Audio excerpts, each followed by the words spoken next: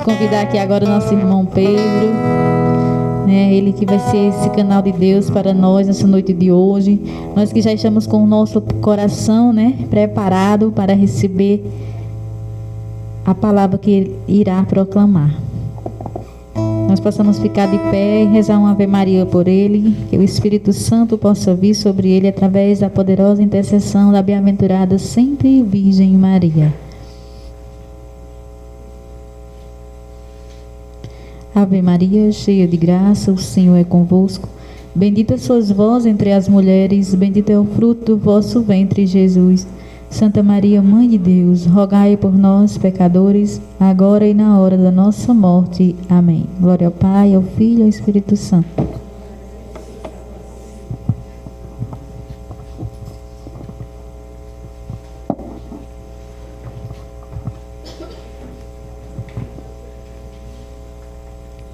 Boa noite a todos.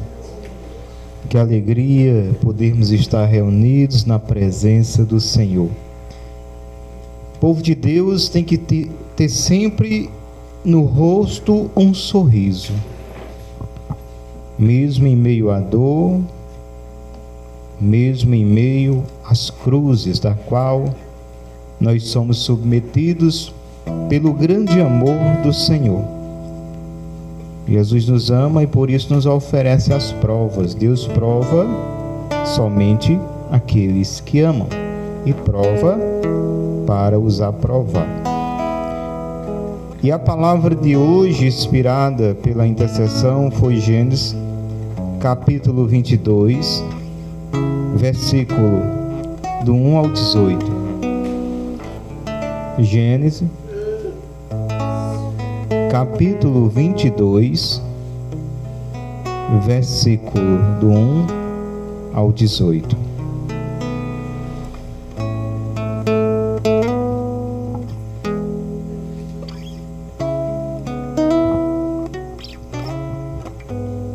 Amém?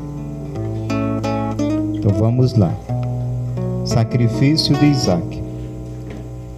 Depois disso, Deus provou Abraão e disse-lhe: Abraão, eis-me aqui.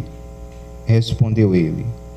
Deus disse: toma teu filho, teu único filho, a quem tanto amas, Isaque, e vai à terra de Moriá, onde tu o oferecerás em holocausto sobre um dos montes que eu te indicar.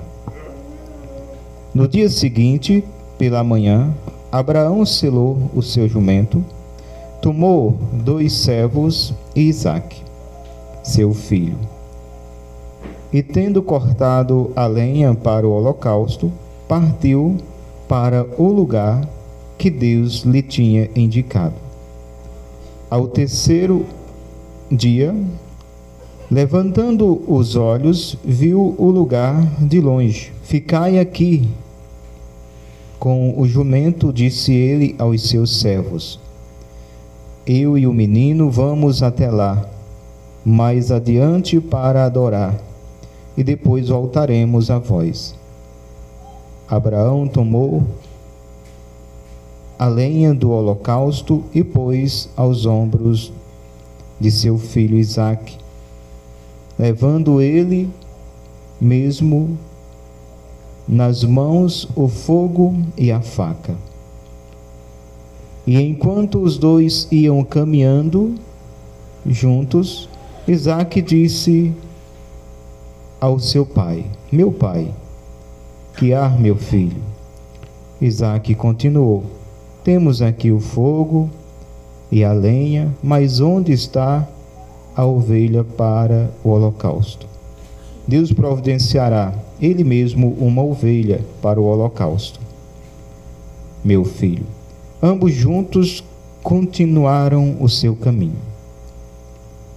Quando chegaram ao lugar indicado por Deus, Abraão edificou um altar, colocou nele a lenha e amarrou Isaque, seu filho, e o pôs sobre o altar em cima da lenha. Depois Estendendo a mão, tomou a faca para imolar o seu filho. O anjo do Senhor, porém, gritou-lhe do céu: Abraão, Abraão, eis-me aqui. Não estendas a tua mão contra o menino, e não lhe faças nada.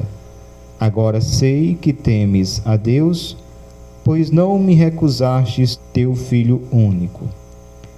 Abraão, levantando os olhos, viu atrás dele um cordeiro preso pelos chifres entre os espinhos. E tomou, ofereceu em holocausto em lugar de seu filho. Abraão chamou a este lugar: o Senhor proverá. De onde se diz até o dia de hoje, sobre o monte o Senhor proverá. Pela segunda vez, chamou o anjo do Senhor a Abraão do céu e disse-lhe: Juro por mim mesmo, diz o Senhor, pois que me fizestes isso, e não me recusastes teu filho único, eu te abençoarei, multiplicarei a tua posteridade como as estrelas do céu e como a areia na praia do mar. Ela possuirá a porta dos teus inimigos, e todas as nações da terra desejarão ser bendita como ela, porque obedecestes à minha voz. Palavra do Senhor. Queridos irmãos, irmãs, então uma passagem do Antigo Testamento muito conhecida de todos nós, que é o sacrifício de Isaque.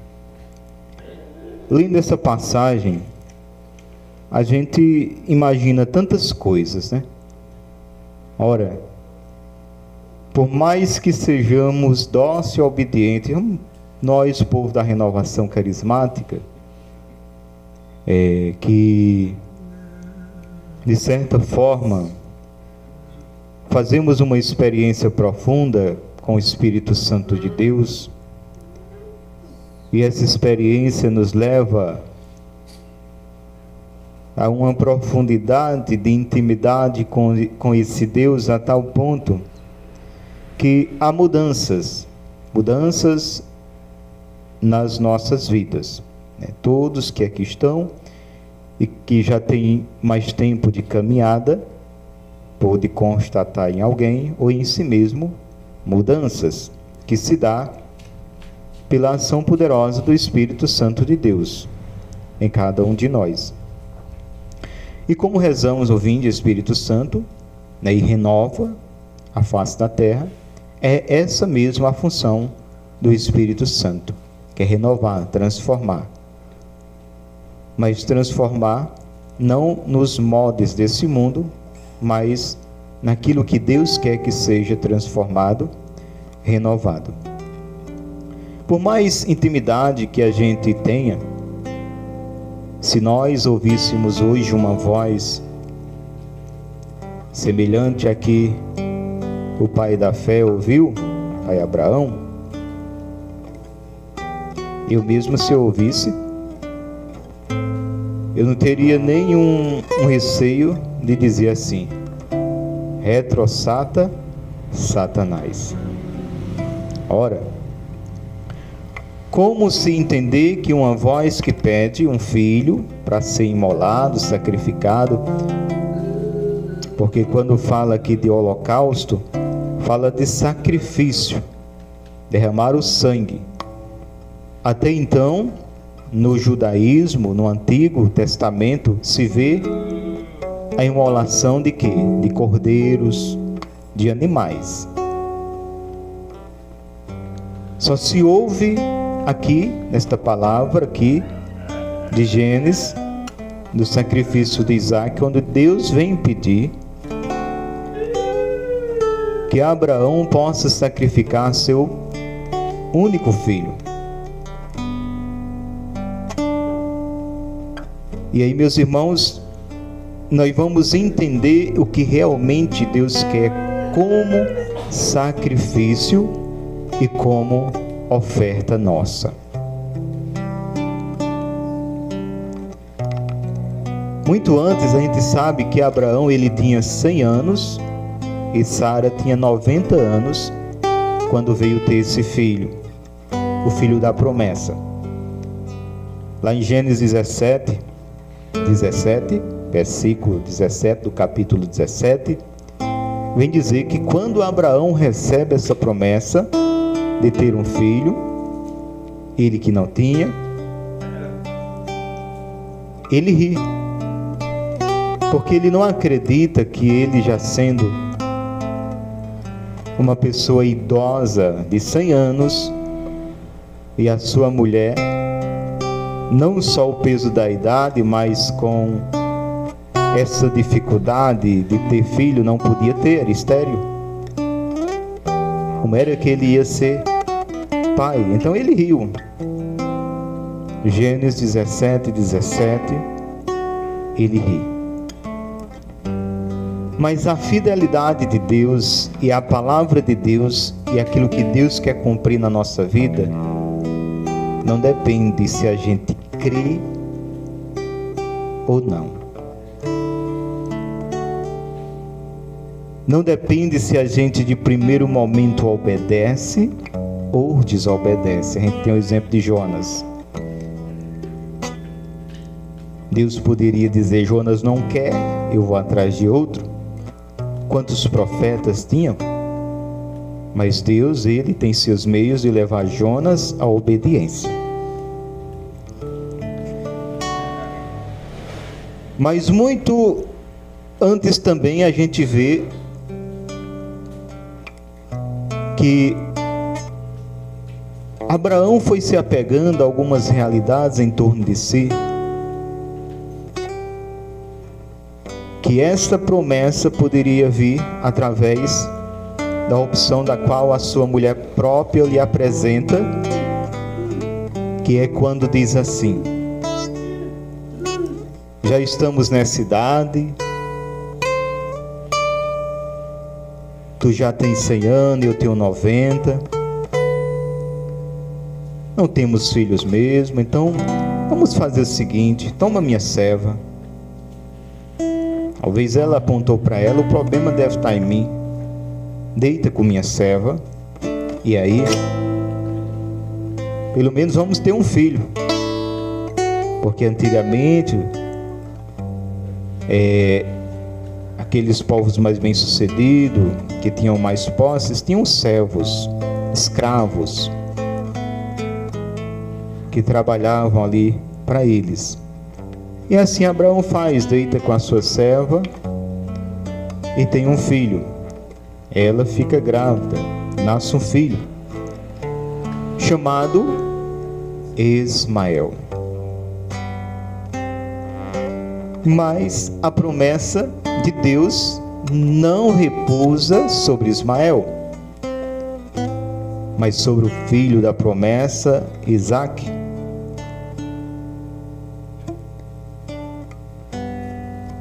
E quando Deus faz essa promessa, que Abraão ri, né? Que Sara também ela desacredita, mas eu pensei que era só Sara, mas Abraão também riu.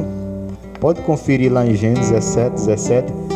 Ele se ajoelhou em oração e ele riu também.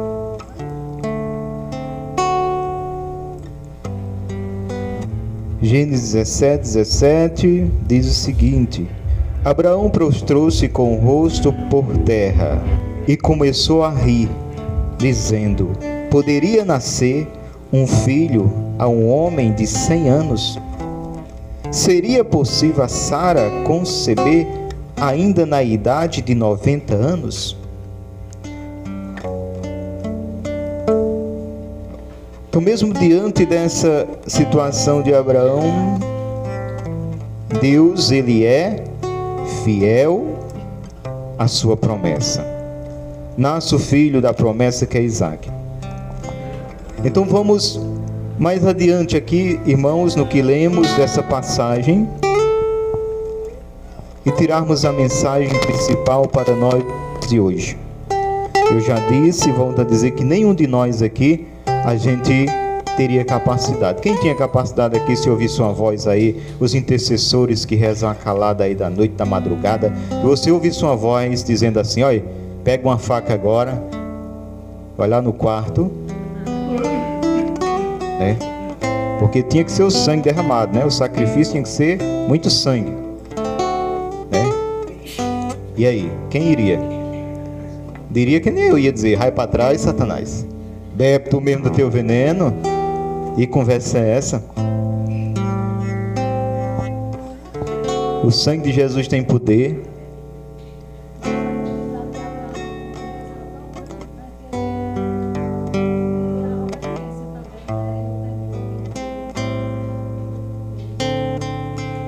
Abraão,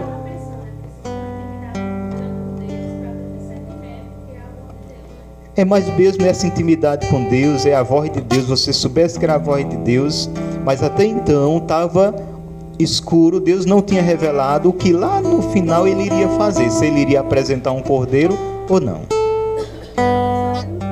Ele não sabia. Ele sabia que iria sacrificar o filho, que era Deus que estava pedindo, e Deus era seu tudo. E se Deus está pedindo, Deus sabe tudo, e por mais que me doa, eu me rendo à vontade do meu Deus.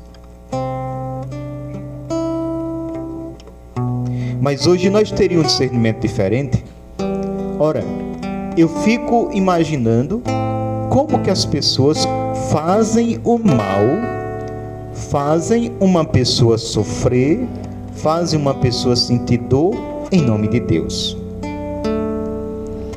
Vamos causar dor a esses povos ou a essa pessoa, porque isso Deus quer, porque isso Deus pediu, porque isso é bom para Deus. Como imaginar um Deus que se alegra com a dor do outro em favor de outro?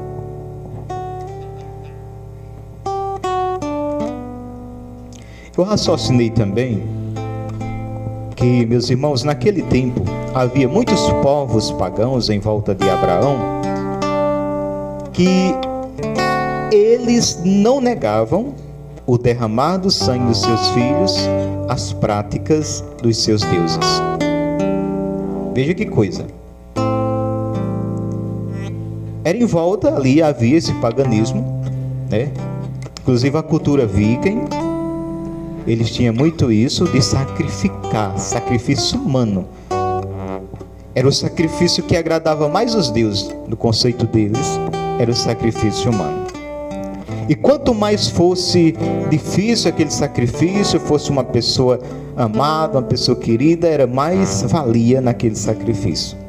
Se não estava chovendo, se estava um tempo de escassez de chuva, se a humanidade estava sofrendo, então os deuses estão com raiva, alguma coisa nós fizemos, vamos oferecer um sacrifício para que aí os deuses fiquem felizes no céu, e aí vem a chuva.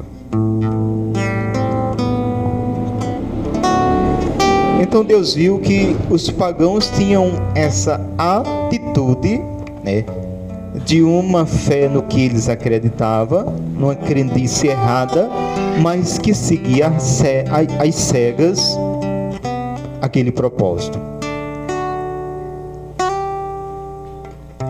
E talvez também ali os zunzuns comentaram em volta de Abraão, né?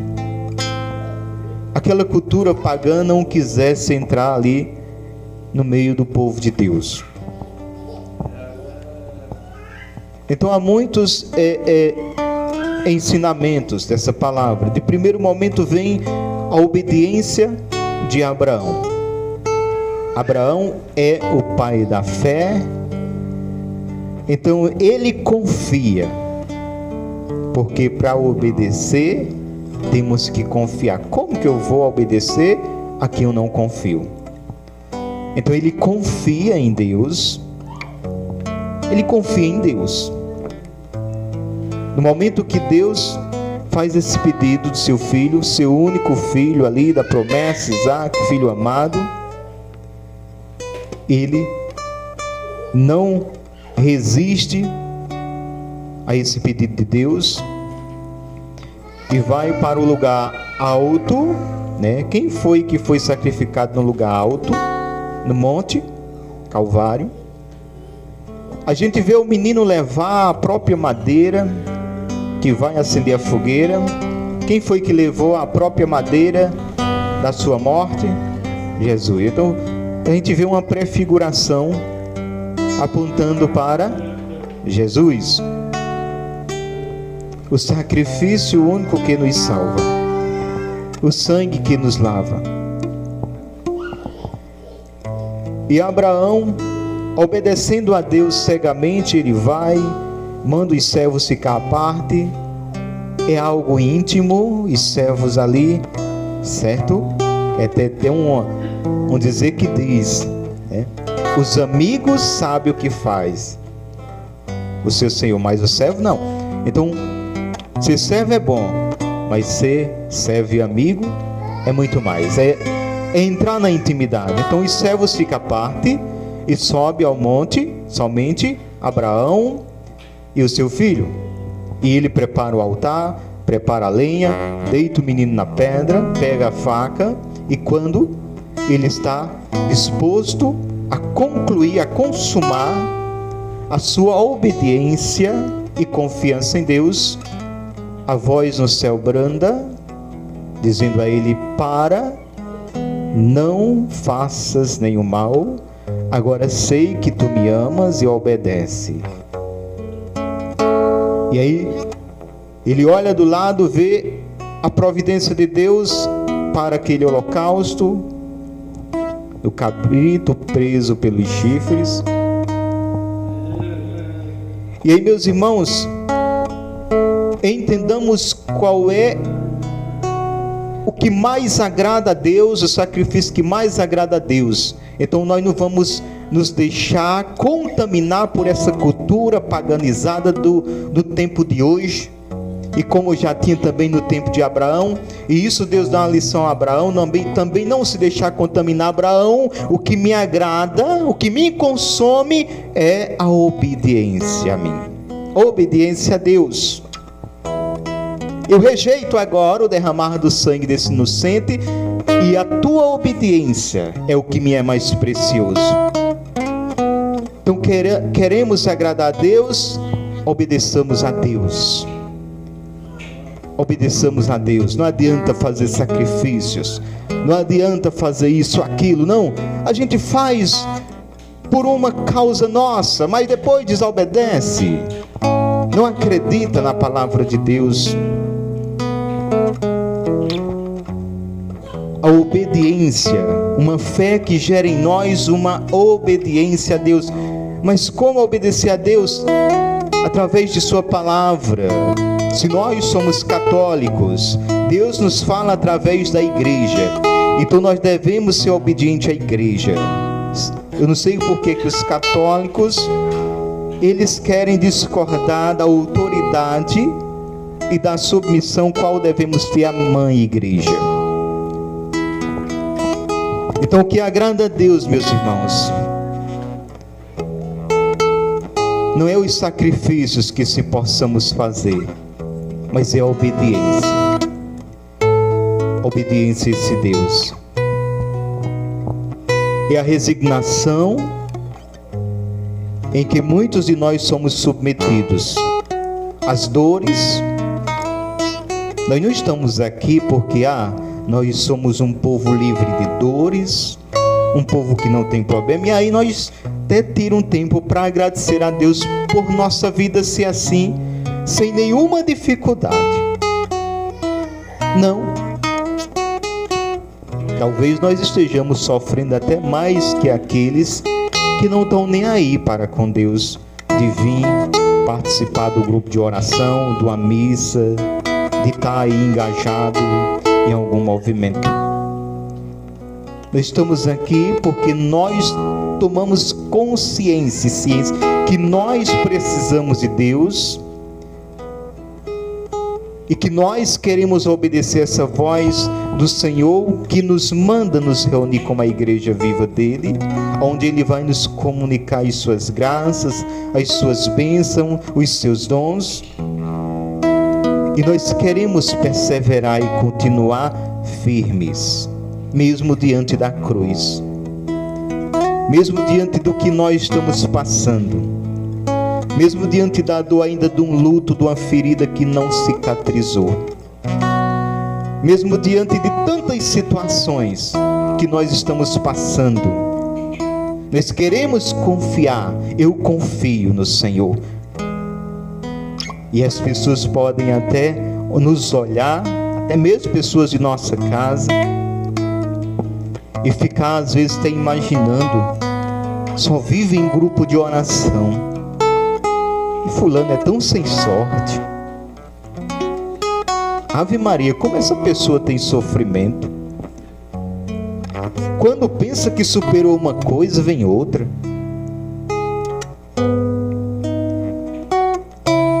É onde nós devemos ter, meus irmãos, a confiança e a certeza que a presença do sofrimento não é a ausência de Deus na nossa vida, não.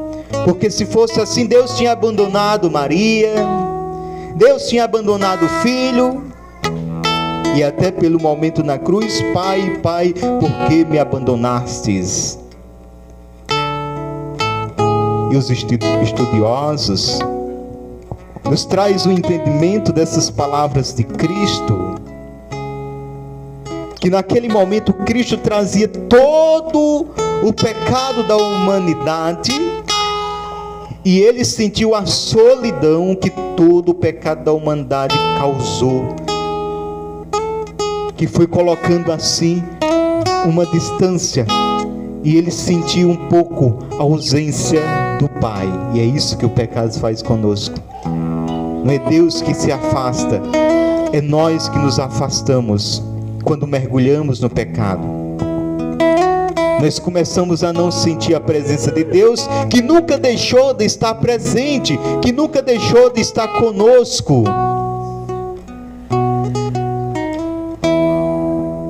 O sofrimento, meus irmãos, não é uma sentença de um castigo de Deus, não, porque Ele já aceitou ser castigado no extremo do extremo, para que nós fôssemos beneficiados, para que nós fôssemos agraciados.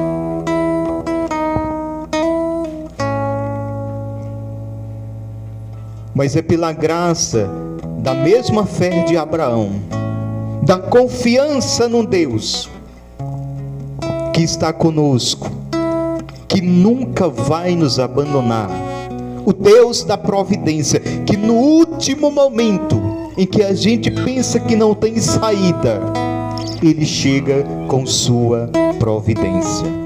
Deus provê. Este monte será chamado Deus provê. E esse é o nosso Deus, o Deus da providência. E Ele é Deus em todas as situações, em todas as respostas, porque pensam que nós somos alienados, pensam que nós não temos os pés no chão. Nós somos um povo que pedimos a cura, mas nós somos um povo que também estamos firmes e confiantes quando essa cura não vem. Nós somos um povo que acreditamos diante quando o mundo diz é morte, nós clamamos ao Deus da vida, vida, mas quando o Deus da vida diz vai ser morte, nós continuamos crendo e acreditando. Foi isso que aconteceu com o padre Emiliano Tardif, um padre que não era bem simpático com a renovação carismática, teve uma tuberculose, estava numa situação crítica no hospital, e ali, num dia de visita, passou ali pastoral da saúde fazendo a visita, e eles entregavam panfletos, e entrou no quarto do padre e lia uma frase e dizia: Padre, se conforme com sua enfermidade. Deus está contigo. Tenha resignação dos santos. E assim era a oração. E tudo. E deixava aquela palavra de consolação. Naquela mesma noite, também estava fazendo visita aos doentes um grupo de jovens da Renovação Carismática. Quando chega na sala lá no quarto do padre, que pede licença para entrar, e diz: Padre, a gente pode rezar pelo senhor? O padre já percebe que é da Renovação Carismática. Podem. E aí eles começam a rezar da forma que nós rezamos, alto e pedindo a cura, e o padre vai dizer: olha, se vocês quiserem fechar ali a porta, pode fechar. E aí os meninos vão lá, fecham a porta, e eles começam a rochar a oração: Senhor, cura teu servo, ele tem muito a fazer, Senhor, ele é um instrumento teu, Senhor, o Senhor tem poder, e se o Senhor quer, o Senhor cura, e nós clamamos agora a cura dele, não aceitamos essa doença, Senhor, essa doença não vai determinar agora, Senhor, o fim de sua vida. E aí eles clamavam, e o padre começou um calor, esquentava, ele dizia: agora que eu vou morrer. E o jovem arrochando oração.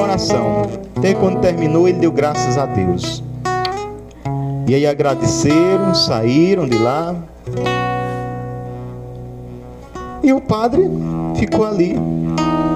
Quando foi às 3 horas da madrugada, por aí, o padre, ele apertava suas mãos, ele sentia uma força no seu corpo, um vigor, e disse: negócio é esse? Quando foi de manhãzinha, ele que só ficava deitado já sentou para receber ali a primeira refeição do dia, o café da manhã. Quando foi à tarde, o padre já estava muito bom. Quando o médico chegou, disse: Padre, o senhor está me surpreendendo. Como o senhor está bem hoje? Ele disse: realmente eu estou muito bem hoje. E aí, quando é no outro dia que os médicos veem que o padre, ele está cada vez mais melhorando, diz: algo está errado, vamos repetir os exames que a gente fez, que a gente dado os exames tudo positivo no sentido da doença. Quando repete a bateria de exame, o padre não tinha mais nenhuma doença, estava curado. Foi curado, meus irmãos. Nenhum exame pôde constatar mais uma doença naquele padre. E ele se aprofundou nas coisas da Renovação Carismática. Tem um livro dele lá, Uma Volta ao Mundo Sem Malas. Um livro excelente, aconselho ler. E você pode entrar no YouTube e colocar lá Padre Emiliano Tardif. Deus fez daquele padre um instrumento de cura. Deus não só curou, mas Deus fez dele um instrumento de cura. Você bota lá no YouTube, missa com o Padre Emiliano Tardif. Ele não é brasileiro. Terminava a missa, aí já vinha os cadeira de roda, gente com muleta, e ele vinha aqui para frente depois da missa e rezava uma simples oração. Você vai ver pessoas levantando da cadeira de roda. Padre Emiliano Tardif. E aí, meus irmãos, é tão impressionante o ministério, o dom, né, da cura. Esse ministério de oração por cura flui tão assim de uma forma, com profusão no padre, que um canal de televisão o chama para participar lá do momento e o entrevista em relação a esse dom de cura. E tem um repórter, tem também essa entrevista, um repórter um pouco com ironia, diz assim: Padre, a gente observa que nas suas missas, alguns doentes levantam da cadeira de roda e outros não. Por que isso, padre? O padre olha para ele e diz: pergunte a Jesus, porque quem cura é Jesus, eu apenas faço a oração. Aí continua, porque se fosse eu que curasse, eu iria para os hospitais, eu levantava todo mundo, não ficava ninguém doente, mas quem cura é Jesus. Eu apenas faço a oração pedindo a cura. Então, meus irmãos, o nosso Deus, Ele quis ao longo do tempo, desde o tempo do nosso pai da fé Abraão e até os tempos de hoje, continuará assim, querendo confiar o trabalho na sua messe a cada um de nós. Ele quis confiar, Ele quis precisar de cada um de nós. Então saiba, você é importante, você é massa na obra do reino de Deus. Nunca diga, quem sou eu, não sei falar. Você é importante, basta você aceitar. Basta você esquecer esse negócio de coitadinha, de coitadinho. Deus confia a você um trabalho na messe. E olha, a messe continua grande, mas os trabalhadores continuam pouco. Sempre vai ser assim. A messe grande, os operários pouco, porque o Senhor está sempre procurando operários para a sua messe, sempre. E Ele não vai procurar assim os melhores, Ele não tem isso não. É como a rede lançada no mar, não escolhe quem pega. A rede da misericórdia do Senhor é lançada, arrasta todos. Aí nós estamos todos trabalhando. Kairos, tempo de graça, estamos todos trabalhando na obra do Senhor. E na medida que nós vamos trabalhando na obra do Senhor, foi assim com o pai Abraão. Na medida que Abraão se dispôs a crer, se dispôs a acreditar, se entregou à missão, aceitou aquela vontade de Deus, quantas coisas foi mudada na vida de Abraão. Primeiro ele obedeceu quando Deus disse, olha, sai do meio de tua parentela e vai agora rumo a uma terra que ele não sabia nem para que rumo era essa terra. Ora, sair do meio de toda a família para ir para uma terra que ele não sabia nem onde ficava. Confiança em Deus. Então confia no Senhor. Se entrega à missão, se entrega ao chamado. Muitas vezes o Senhor nos confia alguma coisa, mas não vou, não sei o que, quem sou eu? Não quero, eu tenho isso, tenho aquilo. Não, meus irmãos, para Deus tenhamos sempre a capacidade de dar um sim, porque se Deus te chama, Deus te capacita, Deus te dá força, Deus não te deixará só, Deus vai te sustentar. Deus chamou Abraão e não o abandonou em nenhum momento de sua vida, nenhum momento. E Deus continua dessa forma. A pedagogia de Deus de salvar é contando com outras pessoas para atingir pessoas. É contando com o nosso irmão Cícero na música. Deu o dom a Cícero para quê? Para ele servir no reino dele. Tinha no tempo lá, se você for ver, tinha os povos que descendiam lá da música, as tribos que eram os músicos, vinham com a Arca da Aliança tocando as flautas, os tambores e animava, tinha que ter o instrumento. A gente vê que o rei Saul, quando ficava enfurecido, que até um demônio da inveja de Davi se apoderava de Saul, o rei Saul disse que Davi tocava a harpa e Saul ia se acalmando e o demônio era exorcizado com o toque da harpa. Mas como é lindo, meus irmãos, quando a gente entende isso e sabe que tudo que nós temos não é nosso, mas é de Deus, para Deus e para o outro. E a gente se dispõe a servir. Então mesmo na cruz da qual você se encontra, mesmo na cruz da qual você veio aqui, mesmo na dor que você está sentindo, mesmo que você está passando, Deus te chamou, Deus te quer, Deus te confiou, e você tem que dizer também, com toda a força e confiança em Deus, meu Deus, como tu confiou em mim, eu vou confiar em ti e vou dizer, eis-me aqui, Senhor. Era assim que Abraão dizia, eis-me aqui, Senhor. Eis-me aqui, Senhor. Que não se faça a minha vontade, mas a tua. E se tu me chamas, Senhor, eis-me aqui, Senhor. Meus irmãos, não tenhamos medo de dar o nosso sim a Deus. Não tenhamos medo de dizer, eis-me aqui, Senhor. Não tenha medo de responder a esse chamado de Deus que te chama. Que te chama. Aí tem gente que diz, como Deus me chama, eu acordei na madrugada, Ele não me falou. Deus te falou através do teu coordenador, através do teu irmão, através da intercessão. Deus já te falou de tantas as formas.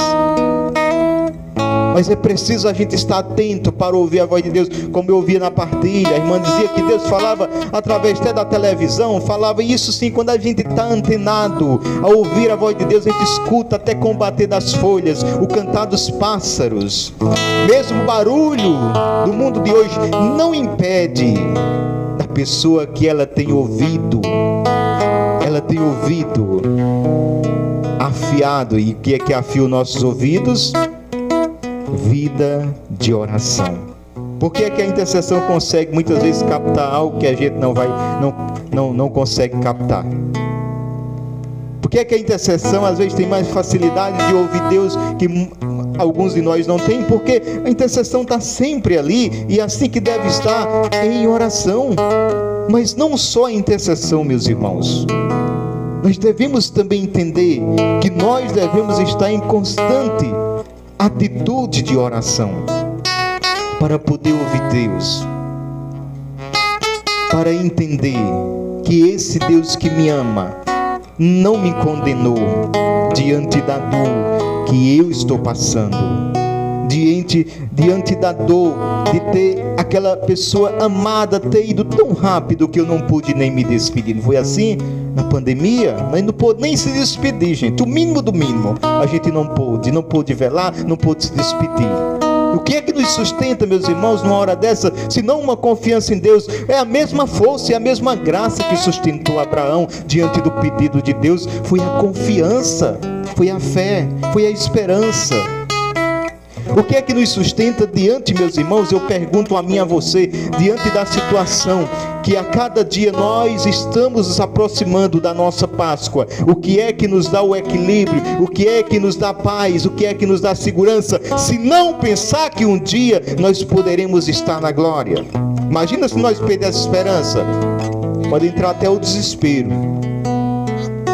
Quantas pessoas entram em desespero só em pensar que vai morrer? Só em pensar que não vai ver o filho crescer, que não vai ver seu neto, que não vai ver isso, que não vai ver aquilo. Entra desespero, entra depressão, e às vezes até ia viver muito, mas morreu antes do tempo.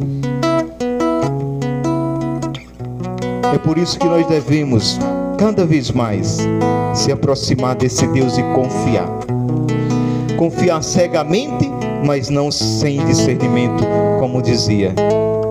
Devemos discernir as vozes que nos falam. E o discernimento mais profundo, que ninguém vai errar. Eu vou dizer uma coisa que Jesus já nos disse, que os apóstolos já nos disse: Deus é inacessível ao mal. Entendestes? Nada que se escute, que se passe pelo crivo do discernimento, que aquela ação vai fazer mal, vai prejudicar, não vem de Deus. Se vai fazer bem, vem de Deus. Pronto. Não tem discernimento melhor do que isso e mais asserteiro. Hoje, para nós que estamos sob o regime da graça, do Kairos, eu chamo da graça, né? Da graça. A graça não é de fazer graça, é a graça do Cristo, Kairos. Nós estamos vivendo Kairos, nós estamos sob o regime da graça, da bênção. Nós somos agraciados. A igreja nos ensina que não precisa nenhum sacrifício mais, nenhuma experiência, nenhuma revelação. Já houve uma e essa vale por todas. Cristo se revelou na cruz, se entregou na cruz como cordeiro, e esta prova de amor nenhuma outra supera, e ela basta. Mas a igreja não desvaloriza as revelações que vêm, das quais ela aprova, mas também não nos obriga a crer. Então, meus irmãos, fiquemos de pé agora nesse momento, finalizando esse momento, e diante desse Deus que nos ama, esse Deus que nos reuniu aqui para nos falar que é preciso confiar nele, confiar em todas as situações e circunstâncias da nossa vida. esse Deus que espera de nós uma fé abraâmica, uma fé que fala Hebreus 11, de se alegrar naquilo que ainda se espera, na confiança em Deus, diante do que Deus nos revelar, nos reservar. Se Deus, Ele fizer, Ele é Deus. Se Ele não fizer, Ele é Deus. Se acaso vier a cura, Ele é Deus. Se acaso não vier, Ele é Deus.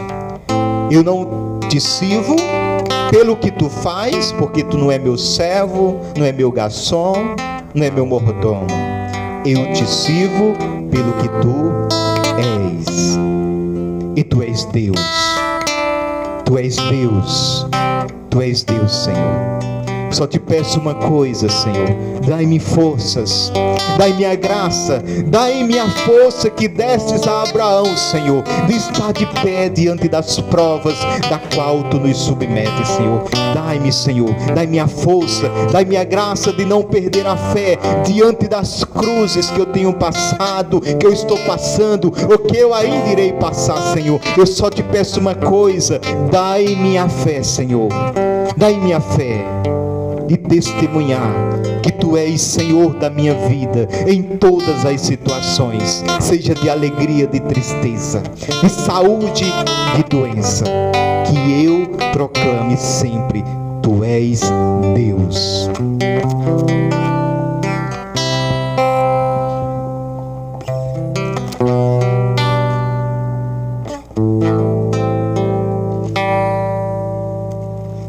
Que nós possamos, com a mão no nosso coração, fazer dessa canção o nosso agradecimento ao Senhor, para selar esta noite com essa certeza dessa fé que Ele derramou no nosso coração nessa noite de hoje, né? Que se Ele fizer, Ele é Deus; se não fizer, Ele continuará sendo esse Deus.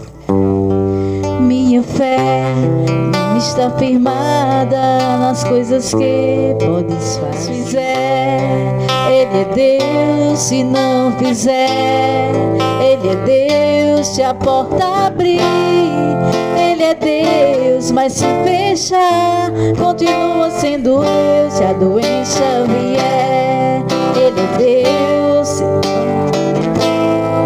Ele é Deus. Se a porta certo, Ele é Deus. Mas se não der, continua sendo Deus. Se Deus fizer, Ele é Deus. Se não fizer, Ele é Deus. Se a porta abrir, Ele é Deus. Mas se fechar, continua sendo Deus.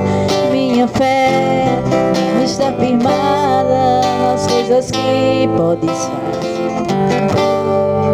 Seja o louvor.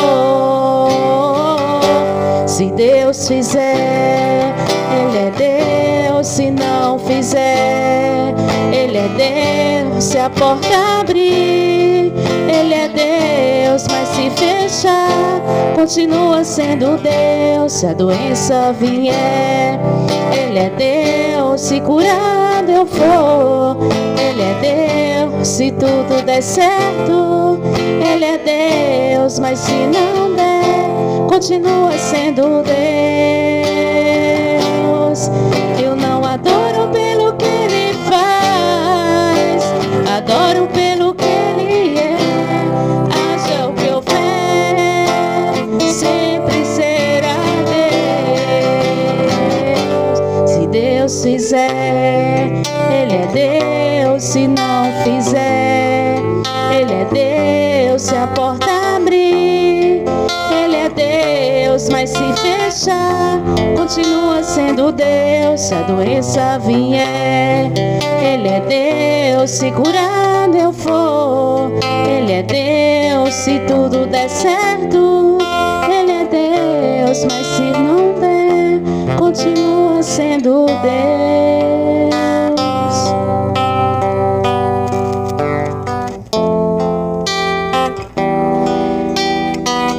nós possamos louvar esse Deus maravilhoso, esse Deus que falava ao meu coração ali, e no momento que eu não lembrei, né, da estrofe dessa canção, o Senhor me fazia lembrar novamente. Eu pensava que era só coisa da minha mente, né? Mas não.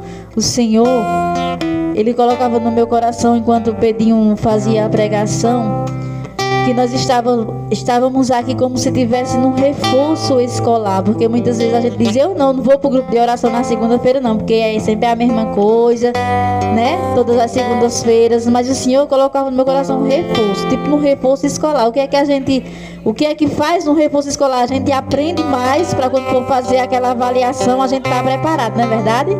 Então que nós possamos louvar esse Deus maravilhoso, que nós estamos aqui, Senhor, para te louvar, para te bendizer, Senhor, porque nós queremos sim fazer essa avaliação no final e passar, Senhor, para a honra e glória do teu santo nome. Por isso, muito obrigado, Senhor. Obrigado por tudo, pela tua presença, Senhor. Muito obrigado pelo teu Espírito Santo que vem nessa noite de hoje reforçar no nosso coração essa certeza, dessa fé que nós precisamos ter em todos os momentos da nossa vida, Senhor. Por isso, muito obrigado, Senhor. A ti toda honra, toda glória, pelos séculos dos séculos. Amém.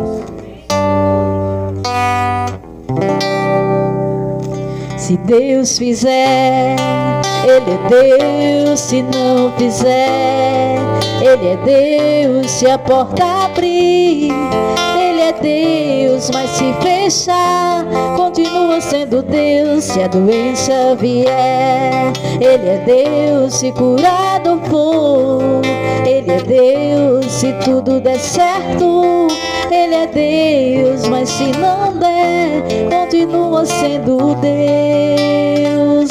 E que nós possamos sair daqui com essa certeza de que se o Senhor fizer, Ele é Deus. Se não fizer, Ele continua sendo esse Deus, né, que cuida de cada um de nós, né, que está conosco todos os dias, onde Ele diz, né, eu estarei convosco todos os dias.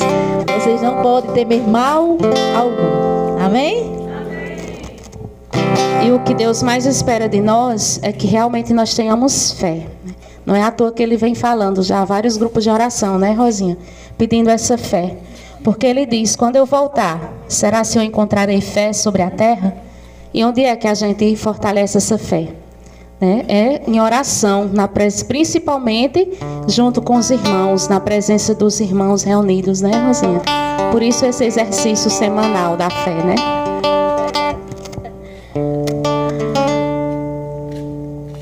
Que neste momento, né, mais uma vez, que nós ergamos esse trono de louvor ao Senhor, né, abrimos a nossa boca para louvar esse Deus maravilhoso que nos trouxe aqui nessa noite de hoje, e que nós vamos sair daqui, né, com o coração transbordando dessa fé, né, de tudo que o nosso irmão falou, né, que nós possamos fazer crescer, né, no nosso coração a cada dia. Amém?